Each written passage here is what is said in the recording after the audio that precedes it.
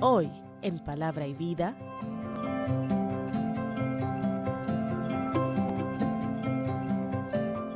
estamos entrando en la tercera fase y última de la primera parte.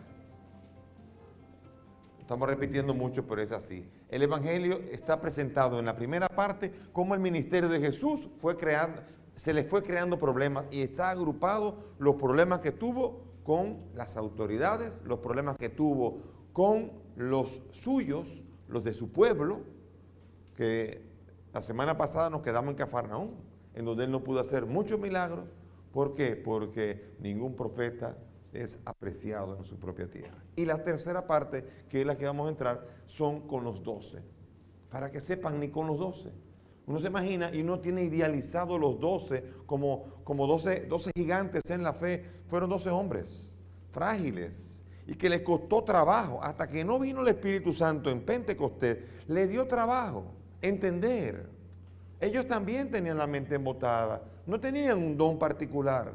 Estaban muy cerca de Jesús y eso tenían menos excusas, pero no era posible hasta que Jesús no resucitara entender la dimensión de a quién estaban siguiendo.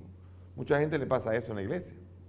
Sigue a Jesús, está en la fe, está en la iglesia católica, pero no conoce bien a quién está siguiendo.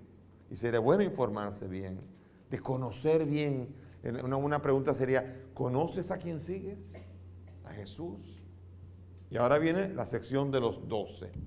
Es la sección que viene del 6b, la segunda parte del versículo 6 hasta el 8:26. Y con esto termina la primera mitad del Evangelio de Marcos. Y aquí viene lo que se llamará la sección de los 12. Importante esta. Aquí esta sección va a comenzar con un envío. Va a comenzar enviando a los 12. Y aquí los discípulos, los 12, tampoco van a entender bien todo. Miren, va a haber señales, la multiplicación de los panes, y ellos no van a entender bien qué fue lo que pasó. Va a haber también una señal de caminar sobre las aguas y ellos van a coger miedo, van a creer que es un fantasma. No van a entender eso. Y también va a haber una discusión de la doctrina, de lo que entra por la boca, lo que sale de la boca, y ellos no lo van a entender. Le van a pedir aparte que le explique y no lo van a entender. Jesús va a decir, también ustedes tienen la mente embotada. Porque el ser miembro del círculo de Jesús, ellos iban a entenderlo todo, como pasa muchas veces y en todos los lugares. Bien, vamos a comenzar con la llamada inmediatamente. Estamos en el capítulo 6, versículo 6b.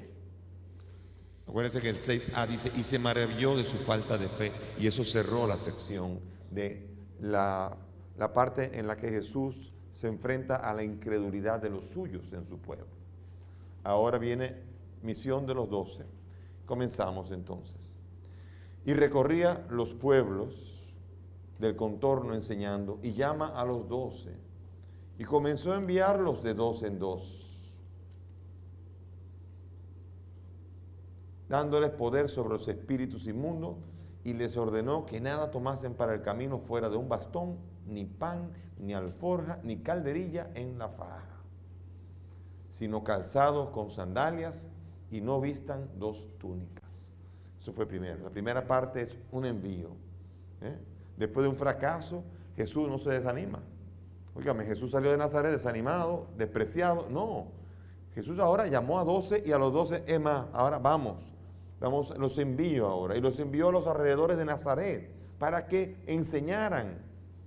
Eso es importante, entender. Ahora Jesús va a ampliar su actividad y va a pedir esa colaboración. Él llama constantemente, muchas veces está llamando. 3:23, 7:14, 8:1, 8:34, 10:42, 12:43. En todo el Evangelio Jesús está llamando y los llamó y los llamó y los llamó. Jesús está llamando constantemente. O sea que todo el Evangelio de Jesús es una llamada. Y aquí es a un envío lleno de poder. Un envío que es de 2 en 2. ¿Qué quiere decir de 2 en 2? En la cultura judía y en la religión judía tiene que haber un testigo. Nadie puede decir que vio una señal o que ocurrió algo o que hubo una curación si no hubo otro que también lo vio. Según la ley, se obliga a que exista un testigo. Si no, es tu palabra contra la del otro. Y por eso el envío de dos en dos, según Deuteronomio 17:6, tiene que haber 2 o 3 testigos. Deuteronomio 2 o 3 testigos en Deuteronomio 19:15. Y acuérdense lo que dice en Mateo 18:16, ¿se acuerdan? La corrección fraterna. Cuando vayas a corregir a uno, lleva a 1 o 2. ¿Para qué? Para que hayan 2 o 3, como dice Deuteronomio. Llama a 1 o 2, completa el grupo para que haya 2 o 3 y entonces haz la corrección. Los testigos siempre son de 2 en 2. También en Apocalipsis 11 aparecen los 2 testigos, en donde al final van a ser esos 2 testigos, van a ser Elías y Moisés, la ley y los profetas, que van a ser los 2 testigos, los mismos 2 testigos que van a estar frente a la transfiguración. ¿Se acuerdan de la transfiguración? Cuando Jesús se llena de gloria, necesita 2 testigos. Y los 3 manganzones esos se desmayaron. Y vinieron 2 testigos, y fueron Elías y Moisés, la ley y los profetas. Quiere decir que la veracidad del mesianismo de Jesús queda atestiguado por la ley y los profetas, Elías y Moisés, 2 testigos. Si fuera la ley sola, no. Y si fueran los profetas solos, tampoco. La ley y los profetas. Es curioso, el binomio para ratificar una realidad, ahora le da poder ahora a los suyos para mandarlos de 2 en 2 y les da autoridad sobre los espíritus. Acuérdense que es el tema favorito de Jesús, del Evangelio de Marcos, perdón. Es los espíritus, la liberación, los exorcismos. Y ahora envía de 2 en 2 y dice que es para liberar a los espíritus, autoridad sobre los espíritus. Y la actividad de Jesús ahora va a quedar prolongada con los 12. En el Concilio Vaticano II, en el escrito Ad Gentes, capítulo 5, dice que la iglesia prolonga la misión de Jesús. Y la iglesia ahora queda prolongada la misión de Jesús con el envío de los 12. O sea que lo que en Ad Gentes, ya en el Concilio Vaticano II dice, comienza precisamente en ese momento. Y aquí ahora se multiplican los obreros de la mies. Versículo 8 decía, no tomen nada en el camino, fuera de un bastón, ni pan, ni alforja, ni calderilla, sino calzado con sandalias, y no vistan 2 túnicas. Aquí hay indicaciones muy precisas. Una túnica, una sola, no 2. Bastón y sandalias. Y después en Lucas 9 está prohibido también el bastón. Y en Lucas 10 también está prohibida las sandalias. Quiere decir con esto, no importa si es un bastón o no, aquí lo que está diciendo es que la misión tiene que ser sobria, no puede estar basada en recursos, porque si no hay que recolectar para la misión, no es así, la misión tiene que comenzar con un corazón apasionado. No lleven nada y verán lo que puede hacer el Espíritu. Llénense de dinero y harán de la misión un espectáculo. Por eso, cuidado, Jesús aquí advierte, vemos nosotros muchos televangelistas, incluso podríamos caer en el riesgo de ver incluso en la Iglesia Católica ministerios que son auténticos shows, llenos de dinero, y manejan una publicidad tremenda y una tremenda, mercadológicamente tremendo. Pero allí lo que falta es la carencia. Una misión que siempre falte algo. No se lleve todo, no es con oro, ni con plata, ni con calderilla, ni con dinero, ni con recursos. La misión depende y está basada en la renuncia y tiene que estar basada en una credibilidad. Y por eso Jesús pide que no hagan del mensaje que Él vino a traer un espectáculo, sino que sea una prolongación auténtica de su misión. Versículo 10. Dice, y les dijo, cuando entren en una casa, quédense en ella hasta marchar de allí. Y si algún lugar no les recibe y no les escuchan, márchense de ahí sacudiendo el polvo de la planta de sus pies en testimonio contra ellos. Aquí no explica mucho el comportamiento de las cosas, pero Dice, saluden, shalom, digan shalom, hagan el saludo habitual y serán recibidos amistosamente. Y si son recibidos amistosamente, no cambien de casa. No anden allí buscando cuál es la más cómoda, dónde se está mejor.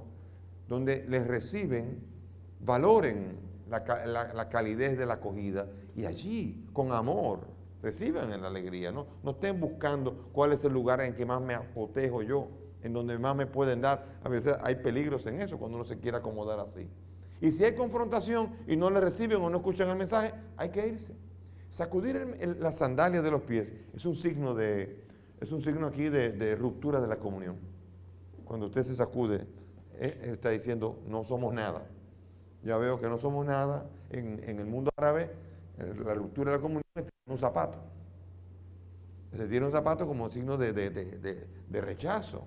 Y así, cuando un judío retornaba de tierras paganas, normalmente cuando llegaba a su Israel, se sacudía para decir, llegué a un sitio diferente. Son dos cosas diferentes. Llegué a donde hay santidad. O sea que sacudirse era un signo de que no había comunión, de que había dificultades. De hecho, también Pablo en una tiene un gesto parecido. En Hechos 18, es curioso, Pablo aquí en Hechos 18, 1-7 dice que él fue a Corinto, marchó de Atenas, llegó a Corinto, se encontró con un judío llamado Áquila, originario del Ponto, que acababa de llegar de Italia con su mujer Priscila, por haber decretado Claudio que todos los hombres saliesen de Roma. Se llegó a ellos y como era del mismo oficio, se quedó a vivir y a trabajar con ellos en su casa. El oficio de ellos era fabricante de tiendas. Cada sábado en la sinagoga discutía y se esforzaba por convencer a los judíos y griegos. Cuando llegaron de Macedonia Silas y Timoteo, Pablo se dedicó enteramente a la palabra, dando testimonio ante los judíos de que el Cristo era Jesús. Como ellos se opusiesen, oigan, los que lo recibieron, se opusiesen y proferiesen blasfemias, sacudió sus vestidos y le dijo, su sangre recaiga sobre su cabeza, yo soy inocente y desde ahora me dirigiré a los gentiles. Y entonces se retiró y entró en casa de un tal justo. O sea que se sacudió los vestidos y dijo, no hay ruptura de comunión.